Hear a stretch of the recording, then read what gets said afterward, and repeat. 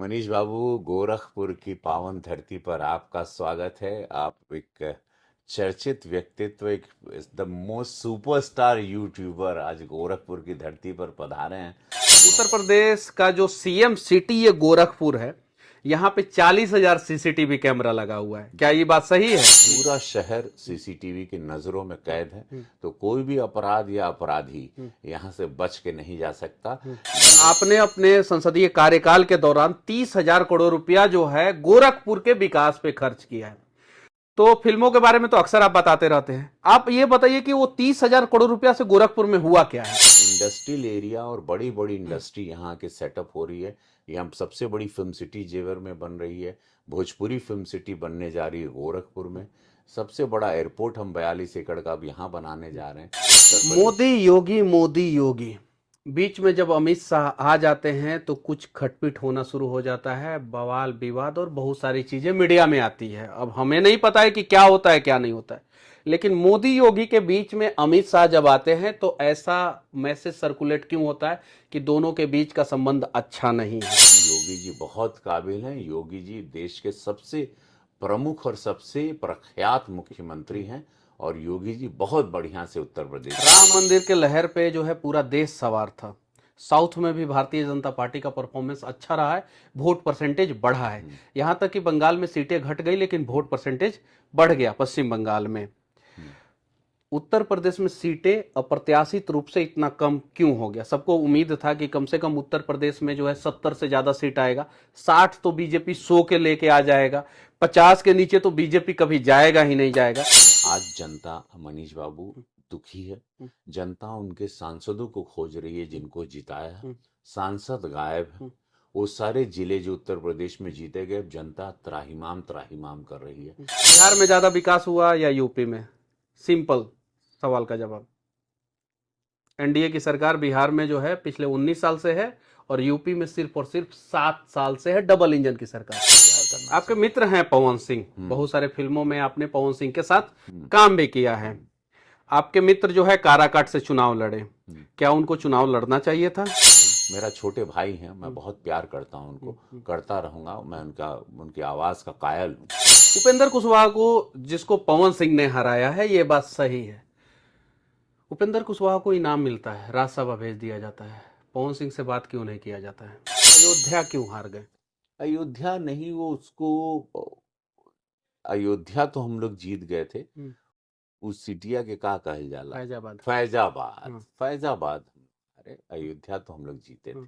मतलब फैजाबाद को अब रवि किशन शुक्ला भी भूल गए। मतलब कि नामो निशान मिटाने के कगार पे आप लोग खड़े हो गए कि फैजाबाद को मिटा ही देंगे। ऐसा क्यों? आपने जो कीर्तिमान स्थापित किया है ओटीटी पे, आप लोग जाके देख सकते हैं। लापता लेडीज फिल्म आया था और ओटीटी पे उसने नए कीर्तिमान के झंडे गाड़ दिए। जिस दिन उसका स्क्रिप्ट आपके पास आया था, क्या आपको लगा था कि ये फिल्म जो है पूरे भारत में रिकॉर्ड बना देगा? हम आमिर खान ये फिल्म करना चाहते थे, ये रोल। वो पुलिस की वर्दी बना लिए थे। सन ऑफ सरदार 2 में भी जो है आप काम कर रहे हैं और सिंघम 3 में भी काम कर रहे हैं। तो सिंघम 3 में जो रोलवा है उसके बारे में थोड़ा सा बताइएगा। अरे बाप रे भाई, ये इंटरव्यू नहीं है तो पूरा बम एगो तैयार होता।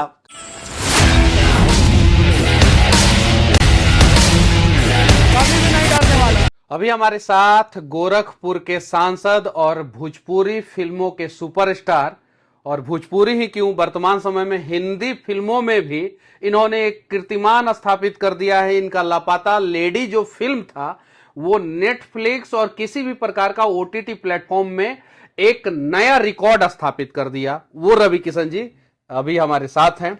स्वागत है आपका। मनीष बाबू, गोरखपुर की पावन धरती पर आपका स्वागत है। आप एक चर्चित व्यक्तित्व, एक द मोस्ट सुपरस्टार यूट्यूबर आज गोरखपुर की धरती पर पधारे हैं। हम लोगों का सौभाग्य। सबसे पहले मैं विकास पे सवाल पूछूंगा। अक्सर आपसे लोग मिलते होंगे तो फिल्मी करियर के बारे में पूछते होंगे, मैं विकास पे सवाल पूछूंगा। सुने हैं कि उत्तर प्रदेश का जो सीएम सिटी ये गोरखपुर है, यहाँ पे 40,000 सीसीटीवी कैमरा लगा हुआ है। क्या ये बात सही है? जी जी, इस वक्त मैं आपको बता दूं, बहुत अच्छा प्रश्न आपने कहा, जो कि बहुत सारे हमनी के बिहार के बाड़न, यूपी के लोग बाड़न लोगन के ये खबर नहीं के कि यहाँ पर यस पूरे शहर को, चूंकि सीएम सिटी है, एक स्मार्ट सिटी के रूप में इसको तैयार किया जा रहा है। तो चारों तरफ 40,000 फिलहाल कैमरेज लगे हैं और 1 लाख का टारगेट है। तो पूरा शहर सीसीटीवी की नजरों में कैद है। तो कोई भी अपराध या अपराधी यहाँ से बच के नहीं जा सकता। ये पूज्य महाराज जी का वादा है, वचन है, एक सांसद के रूप में मेरा वादा है, वचन है। एक और चीज कहा जाता है कि एक सुपरस्टार जो है वो एक सांसद कैसे हो सकता है और अच्छा सांसद कैसे हो सकता है। मैं सुबह आज 9 बजे इनके आवास पे गया था और लगभग 1.5 घंटा इनके साथ समय बिताया। 1.5 घंटे के अंदर अनेकों लोग आए जिनको फोन किया इन्होंने, एसपी, डीएम और भी बहुत सारे लोगों को, और अनेकों लोगों की समस्याओं का समाधान किया। 30,000 करोड़ रुपया आपके संसदीय क्षेत्र में गोरखपुर में खर्च होता है। शायद बिहार के किसी भी संसदीय क्षेत्र में या किसी 4, 5, 10, 20 संसदीय क्षेत्र में भी, या पूरा 40 के 40 संसदीय क्षेत्र में भी एक साल में 30,000 करोड़ रुपया खर्च नहीं होता होगा। और आपने अपने संसदीय कार्यकाल के दौरान 30,000 करोड़ रुपया जो है गोरखपुर के विकास पे खर्च किया है। तो फिल्मों के बारे में तो अक्सर आप बताते रहते हैं, आप ये बताइए कि वो 30,000 करोड़ रुपया से गोरखपुर में हुआ क्या है। मोदी जी और पूज्य महाराज जी, मोदी जी, योगी जी को दिल से धन्यवाद। मोदी योगी जी की सरकार, डबल इंजन की सरकार ने एम्स, प्रधानमंत्री जी ने फर्टिलाइजर, चीनी कारखाना, 4 लेन, 6 लेन, गीडा इंडस्ट्रियल एरिया, अनगिनत सुविधाएं, गांव देहात, गरीब किसान, प्रधानमंत्री आवास, मुख्यमंत्री आवास। यहाँ ये गोरखपुर कटोरी की तरह था। नेपाल जब भी पानी छोड़ता था ये डूब जाता था। महाराज जी ने इसको पूरा इस तरह से, नलियों को इस तरह से, वाटर लॉगिंग को पूरा सिस्टमैटिक कर दिया कि ये शहर आज एक नज़ीर पेश कर रहा है। तो ये 30,000 करोड़ जो प्रधानमंत्री केंद्र और राज्य द्वारा लगाए गए, और मैं उसका एक माध्यम बना, चूंकि एक सांसद हूँ, केंद्र से लाने का काम मेरा है, तो जो महाराज जी को चिट्ठी लिखने का काम मेरा है। ये दोनों के आशीर्वाद से इस शहर में हुआ है। चूंकि गोरखपुर बिहार से जुड़ा है, गोरखपुर नेपाल से जुड़ा है, गोरखपुर की आबादी मंडल की 50 लाख है और इस पर लोड है। यहाँ व्यवसायी, व्यापारी, बहुत पुराने लोग रहते हैं। बड़ी बड़ी इंडस्ट्री आके यहाँ पर अब सेटअप कर रही है। लोग यहाँ 5 स्टार होटल की कतार लगी हुई है। हर ब्रांड के 5 स्टार होटल हैं यहाँ। 16 जहाज चलती हैं गोरखपुर से। 16 जहाज, बहुत कम लोगों को पता है कि पूरे देश में 16 जहाज ऑपरेट होती हैं वह गोरखपुर से। तो वो हिसाब से इस शहर की ज़रूरत थी और इस शहर की ज़रूरतों को पूरा करने में इतना पैसा लगा। अच्छा, इतना पैसा लगा, आपने क्रेडिट योगी जी को दिया, मोदी जी को दिया। एक उपचुनाव भी हुआ था गोरखपुर में 2017 में। उस समय भी योगी जी और मोदी जी ने धुआंधार चुनाव प्रचार किया था, खूब प्रचार किया था। पूरा भारतीय जनता पार्टी के स्टार प्रचारक जो है गोरखपुर में उतर गए थे। उस समय गोरखपुर सीट बीजेपी लूज कर गई थी, जो मंदिर का सीट है बीजेपी हार गई थी। हारे हुए सीट पे जो है 2019 में आपका जब नाम आया पहली बार, तो लोगों ने कहा कि फिर से गोरखपुर जो है बीजेपी हारने वाली है। लोगों ने जो कहा, मीडिया में जो चला, वो मैं बात बता रहा हूं। तो ये योगी जी का पावर था, मोदी जी का पावर था, या आपका भोजपुरी सिनेमा वाला स्टारडम था? क्या था? कैसे 2019 का चुनाव आप जीते? भोलेनाथ की कृपा, गुरु गोरक्षनाथ महाराज की कृपा रही। मोदी योगी जी के नाम पर हम, महाराज जी की सीट है, मंदिर की सीट है, यह नाम पर हम मनीष तो बाबू कहा नहीं 2017 में कैंडिडेट जीत गया मोदी जी योगी जी के नाम पे? तो ये भोजपुरिया समाज भी आशीर्वाद दिया। हाँ। देखा, ये बात तो सही बात कि भोजपुरिया समाज हमको बहुत प्यार करता है। वो यही समाज ने मैं अंधेरे में रहने वाला, पाताल में रहने वाला एक गरीब ब्राह्मण के लड़के को समाज ने बनाया। जहाँ हमको सब लोग नकार दिए थे, यही समाज हमको स्वीकार, यही समाज आज हमको बनाया। ये समाज के मैं कृपा बहुत मानता हूँ कि 19 के चुनाव में ये समाज ने मेरा बहुत आशीर्वाद। फिर 24 के चुनाव में भी यही समाज आके फिर खड़ा हो गया। जहाँ पे एक झूठ की आंधी, अगर हमारे अगल बगल की सब सीटें हम लोग हार रहे थे, ये समाज फिर खड़ा हो गया हमको बचाने की। तो मैं चुनाव प्रचार के दौरान एक बूढ़ी अम्मा जो है आपसे मिली हुई थी और बोली क्या कि गाना सुनाव तबे तहरा के वोट देम, ना सुनैब तो वोट ना देम। वो क्या देखा, ये हर का भाव बा। हमनी के भोजपुरिया माई का, भोजपुरिया समाज का, उन लोगन के कुछ ना चाहिए। हमसे देखा कुछ खाली का हमार भोजपुरिया लइका खड़ा बा, हमार भोजपुरिया बिरादरी का लइका भोजपुरी बोलला, हमार जवान लइका खड़ा बा। यही हीरो के हम इतना टाइम पिक्चर पे देखनी, बहुत गरीबी से आइल बा, एकरा के साथ देवे के बा, एकरा संगवे हम खड़ा रहे। अब वो कुछो मांग ले तुम आई तो हम ओके कह दे तो हम नाच दे तो हम नाचो दे, हम क्यों उसमें कोई शर्म नहीं। हाँ। मैं कलाकार हूँ। डिजिटल मीडिया के लिए योगी जी ने पूरे देश में क्रांतिकारी कदम उठाया है, जिसमें फेसबुक के माध्यम से मैक्सिमम 5 लाख रुपया महीना और यूट्यूब के माध्यम से मैक्सिमम जो है 8 लाख रुपया महीना, और फेसबुक, ट्विटर और इंस्टाग्राम पे पोस्ट के माध्यम से 50,000 रुपया महीना कमाया जा सकता है। ABCD कैटेगरी मतलब 4 कैटेगरी में बांट दिया गया है। जो ए कैटेगरी वाले लोग हैं ये सबसे ज्यादा पैसा कमा सकते हैं सरकार की योजनाओं को दिखा के। इस पे बहुत सारा विवाद हुआ, विपक्ष बोल रहा था कि सरकार ने यूट्यूबरों को खरीदने का प्रयास किया है। तो इस सरकार की योजना को आप किस प्रकार से देखते हैं? ये बहुत सुंदर मनीष बाबू, आपने बहुत सुंदर बात रखी। सारे यूट्यूबर जो इनको देखते हैं, जो देख रहे हैं इस वक्त, आप लोगों को बता दूं कि बहुत अच्छी योजना है, कृपया इसका लाभ लें और ये विपक्ष की बातों पे न जाए। जब ये लोग करते हैं तो अच्छा, यही लोगों ने पंजाब में भी किया था। ये लोग अपने हर चुनाव पंजाब में जो किया था उसमें इन्होंने क्लियर नहीं किया था, घोषणा कर दिया था यूट्यूबर्स को, कुछ यूट्यूबर्स को मदद कर रहे हैं, प्रोटोकॉल और नियम सही से नहीं बनाया। राजस्थान में भी किया, नियम नहीं बनाया, और योगी जी ने साफ सुथरा सबके लिए नियम बना दिया। तो इन लोगों को बुरा लग गया। इनको इंफॉर्मेशन का एक बजट होता है, वो हम जो प्रिंट में भी जाता है, इलेक्ट्रॉनिक्स में भी जाता है, पूरे पूरे भारत की हर पार्टी लड़ती है, सबका एक बजट होता है, उसमें जाता ये उसी के माध्यम से। लेकिन इसमें महाराज जी के जो सोच मैं जानता हूँ, इसमें हमारे गरीब भोजपुरिया लोग, हमारे पूर्वांचल के बच्चे, बिहार के बच्चे, यूपी के बच्चे, किसी भी प्रदेश के बच्चे यहाँ आके काम कर सकते हैं। वो लोग रील बना सकते हैं, फोटो दे सकते हैं, अपनी वीडियोस बना, इमोशनल बनाएं, किसान को लेके बनाएं, एम्स को लेके कि यहाँ पे 3,000 बिहार के रोज 1,500 लोग यहाँ एम्स में आते हैं बिहार से यहाँ इलाज कराने के आप लिए। बहुत बड़ा उंगली उठा रहे हैं। हम सही कह रहे हैं। एनडीए की ही सरकार है बिहार में। नहीं, लेकिन आवा ना, बगल के जिला से आ जाए। हाँ। ये जो बिहार से सटल बा, लेकिन उन लोग आ जाए। तो बिहार में भी एम्स है, पटना में नहीं, यहाँ इस तरफ से, इस वाला क्षेत्र जो हमारे गोरखपुर से लगल बा, तो वहां से जो बलिया की तरफ से, तो लोग यहाँ, उनके लिए आसान। बिहार में ज्यादा विकास हुआ या यूपी में? सिंपल सवाल का जवाब। एनडीए की सरकार बिहार में जो है पिछले 19 साल से है, और यूपी में सिर्फ और सिर्फ 7 साल से है डबल इंजन की सरकार, और बिहार में ट्रिपल इंजन की सरकार है। केंद्र, बिहार बीजेपी और जदयू साथ में इंजन लगाया है। देखा, हमके अगर पूछबा तो हमके यूपी में लौकता, काहे कि हम बिहार का ढेर नहीं खिजाने। मैं यहीं पर अभी इस तरफ से हूँ, पढ़ता हूँ, देखता हूँ, तो मुझे अपना बच्चा, अपना स्टेट सबको, लेकिन हमके मालूम है बिहारो अच्छा करत हुई, बिहारो अच्छा करी। लेकिन फिलहाल जो मोदी योगी जी का जो डबल इंजन का सरकार है, जो योगी सरकार है, वो बड़े ही स्पीड में, बहुत ही कम समय में यहाँ पर काफी ऊंचाई से आ गई। इंडस्ट्रियल एरिया और बड़ी बड़ी इंडस्ट्री यहाँ के सेटअप हो रही है। यहाँ सबसे बड़ी फिल्म सिटी जेवर में बन रही है, भोजपुरी फिल्म सिटी बनने जा रही है गोरखपुर में, सबसे बड़ा एयरपोर्ट हम 42 एकड़ का अब यहाँ बनाने जा रहे हैं।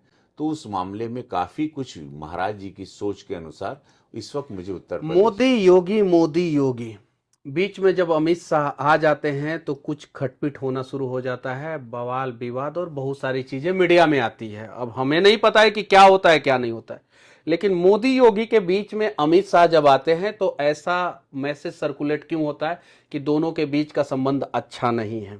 ये सब आज मैं आपको, चलो आपने पहली बार ये बात की, और मैं कभी सब बोलता नहीं, लेकिन आज मैं पहली बार आपसे, चूंकि आपने प्रश्न बहुत सेंसिटिव प्रश्न किया है, ये सब विपक्ष की साजिश है। और जितने सुन रहे हैं आपके दर्शक, जो मेरे फैन सुन रहे हैं, जो पॉलिटिकल फैंस हैं या जो पॉलिटिक्स को पसंद करते हैं, जो भाजपा को पसंद करते हैं, मोदी योगी जी को पसंद करते हैं, अमित शाह जी को पसंद, ये सब झूठ है मनीष बाबू। ऐसा कुछ नहीं है। सब ये अमित शाह जी बहुत विराट व्यक्तित्व के, उनको चाणक्य कहा जाता है। वो उन्होंने उत्तर प्रदेश में संगठन को बनाने के लिए दिन रात एक कर दिया था। वो कभी भी इस छोटी राजनीति में नहीं पड़ेंगे। उनकी विराट सोच, उनको पता है उत्तर प्रदेश योगी जी अच्छे से चला रहे हैं। उनको पता है कि 25 करोड़ की आबादी को चलाने के लिए योगी जी काबिल इंसान है, काबिल व्यक्तित्व हैं। उनको लग रहा है मेरा स्टेट चला रहे हैं, जीत के आ रहे हैं, जिता रहे हैं सरकार, 27 में फिर सरकार बनने जा रही है भाजपा की। ये सब विपक्ष की फिर बनाई हुई, केशव प्रसाद मौर्य कहाँ से आ जाते हैं? ये सब विपक्ष की बनाए हुए वो तो साजिश। केशव प्रसाद मौर्य का स्टेटमेंट है लेकिन मीडिया अभी में। उन्होंने बहुत अच्छी बात की, आपने उस पर गौर नहीं किया, जिसको विपक्ष अब नहीं उठाएगा, क्योंकि ये बात उन्होंने कहा कि योगी जी बहुत काबिल हैं, योगी जी देश के सबसे प्रमुख और सबसे प्रख्यात मुख्यमंत्री हैं, और योगी जी बहुत बढ़िया से उत्तर प्रदेश राम मंदिर के लहर पे जो है पूरा देश सवार था। साउथ में भी भारतीय जनता पार्टी का परफॉर्मेंस अच्छा रहा है, वोट परसेंटेज बढ़ा है। यहां तक कि बंगाल में सीटें घट गई लेकिन वोट परसेंटेज बढ़ गया पश्चिम बंगाल में। उत्तर प्रदेश में सीटें अप्रत्याशित रूप से इतना कम क्यों हो गया? सबको उम्मीद था कि कम से कम उत्तर प्रदेश में जो है 70 से ज्यादा सीट आएगा, 60 तो बीजेपी 100 के लेके आ जाएगा, 50 के नीचे तो बीजेपी कभी जाएगा ही नहीं जाएगा। इतना मतलब कि इसको गंदा ही परफॉर्मेंस कहेंगे। ऐसा क्यों हुआ यूपी में? देखिए, कभी कभी हमारी जनता बहुत मासूम है। हम्म, संविधान हर घर पे जाके कि एक एक महिला को 8,500 रुपया मिल जाएगा घर में, 1 लाख बॉन्ड रुपया साइन महीना। करवाए, हाँ। 1 लाख रुपया बॉन्ड साइन करवाना। संविधान की किताब ले गए थे कि बाबा साहब अम्बेडकर का चेहरा हटा देंगे, यहाँ इनका लग जाएगा चेहरा। ऐसे झूठ की बहुत गंदा लहर एक फैली। इन्होंने एनजीओज इनके घूमने लगे थे, साइलेंटली काम करने लगे थे 3 महीने पहले से, जहाँ का हम लोगों को आभास नहीं हुआ। लेकिन आज जनता, मनीष बाबू, दुखी है। जनता उनके सांसदों को खोज रही है जिनको जिताया है। सांसद गायब है। वो सारे जिले जो उत्तर प्रदेश में जीते गए, जनता त्राहिमाम त्राहिमाम कर रही है कि हमारे भाजपा के कार्य में हमारा भाजपा का सांसद मिलता था, कार्य होते थे। यहाँ ना तो राज्य में उनकी सरकार है सपा की, ना केंद्र में उनकी सरकार है, हमारे काम सब रुक गए हैं। अयोध्या क्यों हार गए? अयोध्या नहीं, वो उसको अयोध्या तो हम लोग जीत गए थे। उस सिटिया के का कहल जाला, फैजाबाद। फैजाबाद। फैजाबाद, अरे अयोध्या तो हम लोग जीते थे। मतलब फैजाबाद को अब रवि किशन शुक्ला भी भूल गए। मतलब कि नामो ना निशान मिटाने के कगार पे आप लोग खड़े हो गए कि फैजाबाद को मिटा ही देंगे। ऐसा क्यों? देखा हो, अच्छा, आज मैं आपको लापता। बता दूं, हाँ हाँ, बता दीजिए। हम लोग ये सारी सीटें वापस जीतेंगे, आप देखिए। ये झूठ एक बार काम आ गए। उपचुनाव है, विपक्ष बोल रहा है 10 हम लोग में से 8। ना हम लोग सारी सीटें जीतेंगे, आप देखिएगा। क्योंकि बहुत बड़ा बयान है जिसको पूरे देश ने बहुत सीरियसली ले लिया। महाराज जी का बयान था, बटोगे तो कटोगे। हाँ, बटोगे तो कटोगे। अच्छा, एक सवाल मैं आपने जो कीर्तिमान स्थापित किया है ओटीटी पे, आप लोग जाके देख सकते हैं। लापता लेडीज फिल्म आया था और ओटीटी पे उसने नए कीर्तिमान के झंडे गाड़ दिए। जिस दिन उसका स्क्रिप्ट आपके पास आया था, क्या आपको लगा था कि ये फिल्म जो है पूरे भारत में रिकॉर्ड बना देगा? हमको नहीं लगा था, क्योंकि मैंने इतना नहीं सोचा था। आमिर खान ये फिल्म करना चाहते थे, ये रोल। वो पुलिस की वर्दी बना लिए थे, वो पैसा भी वही लगा रहे थे, पैसा उन्होंने ही लगाया, प्रोड्यूसर प्रोड्यूसर वही वही है। थे। और उनका मन था यही रोल करने का, और वो उनके दिल से चाहते थे कि मैं ये रोल करूं। लेकिन उनकी जो एक्स वाइफ हैं किरण राव जी, वो चाहती थी रवि किशन। आमिर खान कैसे भी चलो या मन मार के रहे। उन्होंने बाद में कहा कि मैं बड़ा दुखी तो हुआ, लेकिन जब पर्दे पे आपको देखा तो मैं ये कह दिया कि मैं, उनका बयान भी हर जगह कि मैं ये रोल नहीं कर सकता था आपकी तरह। ये उनका बड़प्पन है, बड़े कलाकार, बड़ा दिल है उनका, बहुत अच्छे इंसान है। तो ये मैंने उस वक्त आप अच्छे इंसान कहते हैं, भाजपा के कार्यकर्ता जो है, समर्थक जो है, आमिर खान को अच्छे इंसान कहते नहीं है। किरण राव को उनकी पत्नी जो है, उनको जो है अच्छे इंसान कहते नहीं है। नहीं, अब उनकी पत्नी को जो है भारत में डर लगता है और आप उनके प्रोडक्शन हाउस में काम करते हैं। अब नहीं, अब बहुत अच्छे से, अब सुरक्षित हो गए। नहीं, बहुत अच्छा। देखिए, ऑर्गेनिक फार्म पर उन्होंने प्रधानमंत्री की सोच पे ही फिल्म बनाई, वुमेन नारी सशक्तिकरण पर फिल्म बनाई। तो ये सब कुछ उन्होंने बहुत शानदार तो काम किया। उनका मन को जो है रवि किशन शुक्ला ने बदला या प्रधानमंत्री जी का काम ने बदल दिया? प्रधानमंत्री जी के काम से आमिर खान बहुत प्रभावित है। अच्छा, लापता लेडी, उसके बाद से आपके हाथ में जैकपॉट लग जाता है, और एक हाथ में नहीं, दोनों हाथ में, एक लेफ्ट हैंड में भी और राइट हैंड में भी। सिंघम 3 और इधर जो है son of Sardar. Son of सरदार 2 में भी जो है हाँ आप काम हाँ कर रहे हैं और सिंघम 3 में भी काम कर जी रहे जी हैं। जी। तो सिंघम 3 में जो रोलवा है उसके बारे में थोड़ा सा बताइएगा। अरे बाप रे बाप, ये इंटरव्यू नहीं है तो पूरा बम मेरे को तैयार होता। कहा है कि बहुत समय बाद आप लोग मुझे किसी इंटरव्यू में पॉडकास्ट में देख रहे हैं, और अब ये चूंकि छोटे भाई आ गए हैं और हम धरा गए नींद हाथे, तो आज ही और इन मनीष बाबू जब धरा देना तो फिर बोले के पड़ाला। खैर हम उसमें एक वो रोल सरप्राइज बाटे, हाँ लेकिन वो रोल एक बहुत बड़े नेता का रोल है, हाँ और इस देश के सबसे बड़े वन ऑफ द बिगेस्ट नेता का रोल है हाँ जो मैं निभा रहा हूँ। वहाँ पे। पॉजिटिव रोल है, हाँ। पॉजिटिव भूमिका है, हम्म और लेकिन बहुत ही धुआंधार है हम्म और बहुत ब्लास्ट हम्म वाला है वो हम्म किरदार जो हम्म मैं कर रहा हूँ, हम्म और वो बहुत लोगों को पसंद आएगा। हम्म सन ऑफ सरदार 2, चूंकि अब सबको पता चल गया कि संजय दत्त जी वो रोल करना चाह रहे थे, हम्म अजय देवगन जी का फिर हमको फोन आया। हम्म बहुत अच्छे व्यक्ति हैं, सिंघम में हमने हमारी मित्रता हुई हम्म उनसे 3 में, तब उनका अचानक एक दिन फोन आया कि ऐसी सी समस्या आ गई है, हम्म उनकी वीज़ा की दिक्कत हो गई, और मैं चाहूँगा कि आप संजय दत्त जी वाला रोल करें, और वो मुख्य किरदार है फिल्म का, फिल्म की आत्मा है वो आदमी। तो वो हम कर रहे हैं, और उसमें आप लोगों को बहुत शानदार ये लगेगा कि मैं एक सरदार हूँ, लेकिन बिहारी सरदार हम्म हूँ। हम्म तो ये रूप मैंने कभी धारण नहीं किया हम्म था। सरदार जी के गेटअप में रहूंगा, लेकिन मैं बिहारी आदमी हूँ, हम्म और बिहार का परिवेश है और बिहार का मेरा इतिहास है। हम्म तो पंजाब वर्सेस बिहार की कहानी है सन ऑफ सरदार 2, हम्म जो हमारे सभी बिहारी हम्म दर्शकों को हम्म मैं बता देना चाहता हूँ, और बहुत कुछ बिहारी सुने में मिली, हम्म बहुत कुछ बिहारी शब्द का प्रयोग भइल बाटे। तो 250 करोड़ की फिल्म में हमनी के बिहार, हमनी के भोजपुरी परिवेश पूरा लोकल जाई, हम्म। और वो भी स्कॉटलैंड की धरती पर। एक और फिल्म राउर रहे मोहल्ला 80, ओ, जबरदस्त। एक्टिंग भी आपका जबरदस्त खतरनाक था। गाइड थे। हालांकि वो फिल्म जो है उतना चला नहीं, लेकिन उस फिल्म में रवि किशन शुक्ल का एक्टिंग का प्रशंसा जो है हर जगह हुआ। मोहल्ला 80 में आपने काम किया, सन ऑफ सरदार में काम किया, अभी जो है आपने सिंघम 3, सिंघम 3 में लापता आपका लेडीज, मामला लापता लेडी, मामला लीगल है, मामला लीगल है, वकील बने। उसमें जो है वकील बन के जो है आपने जो धमाल मचाया, मामला लीगल है। मतलब कि कौन सा समय आपका चल रहा है? बीजेपी जो है 300 से 240 पे आ गई, फिर भी आप गोरखपुर बचा लिए, अपना सीट बचा लिए। हालांकि योगी जी और मोदी जी की कृपा से, जैसा कि आप बोलते हैं, जो भी है, आप अपना सीट बचा लिए। उसके बाद से चुनाव जीतने के बाद जो है फिल्म में हिट पे हिट, मामला लीगल है और भी बहुत सारी चीजें।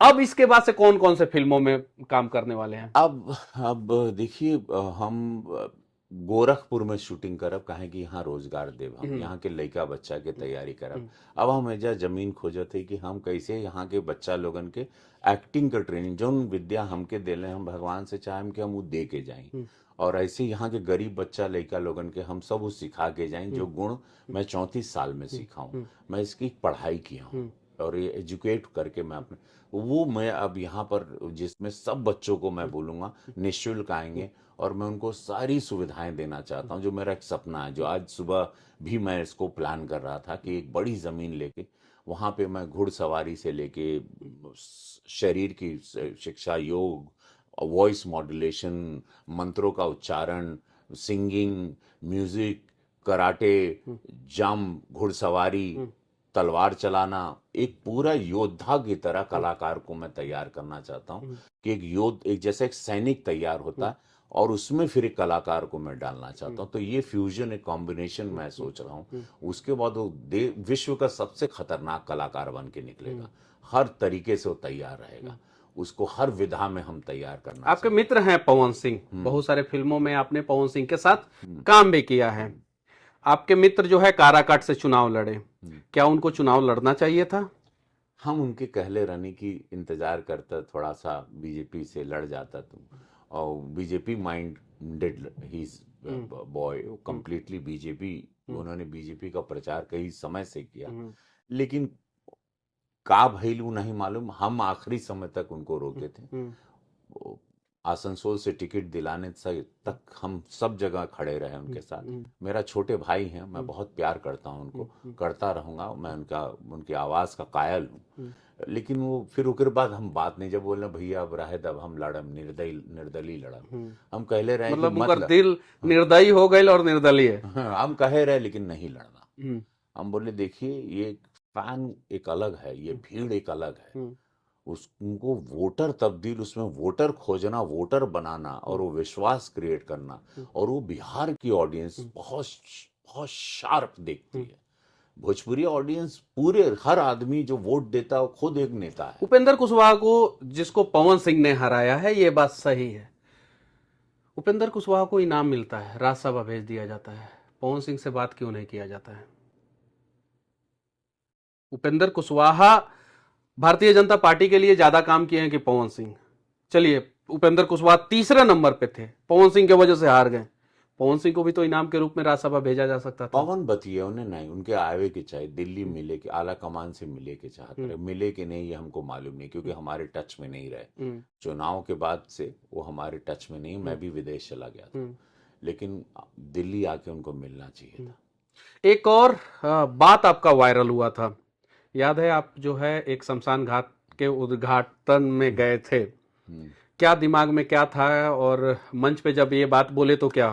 तो राप्ती माई पर लोग सवेरे कुल्ला मुखारी करने जाता है, हाँ, सो तो वही वही माई नदी को हम माँ, हम सब माँ हाँ, मानते सब हैं। लोग, हम लोग तो हम हिंदू नहीं चाहते सनातन। थे कि उसको वहाँ लोग गंदा करे, तो हम कहे कि जे यहाँ पे कुल्ला मुखारी करी वो सीधे वो नर्क जाई, बाकी जो यहाँ मृत्यु होगी वो स्वर्ग जाएगी, क्योंकि स्वर्ग जाएगा। और हम बोलना वो चाह रहे थे, विरोधी इसको अलग कट उठाए। करके। हाँ, लेकिन उसके बाद भी वो चीज बड़ा लोग, लेकिन ये सब समझ गए कि हमको माफ कर देता है देश, पता ही अवघड़ है। हाँ, और मैं खुली किताब हूँ, हाँ, मैं दिल से बोलता हूँ, सबको मालूम है। मैं दिमाग का इस्तेमाल नहीं करता, मेरे दिल में जो आता है हम बात करते हैं। और वो बात थी और वो बड़ा वायरल हुआ, महाराज जी बड़ा आनंद लिए, उनको मेरा भोलापन पसंद आया, या उनको मेरा साफ नेचर पसंद आया, या उन्होंने ये नहीं सोचा कि कभी सोचता ही नहीं कि मेरे वोटर हैं या मुझे वोट देंगे नहीं देंगे, उसको जो मन में आता वो बोल देता है। कौन ज्यादा मानता है आपको, महाराज जी या मोदी जी? दोनों जन बहुत आशीर्वाद, दोनों बहुत आशीर्वाद देते हैं। गोरखपुर के लिए नया प्लान क्या है? 30,000 करोड़ रुपया, अब इसके आगे क्या प्लान है? बहुत कुछ, बहुत योजनाएं, कब बड़ी मेट्रो बड़ी, आएगा गोरखपुर में? बहुत जल्द आएगा।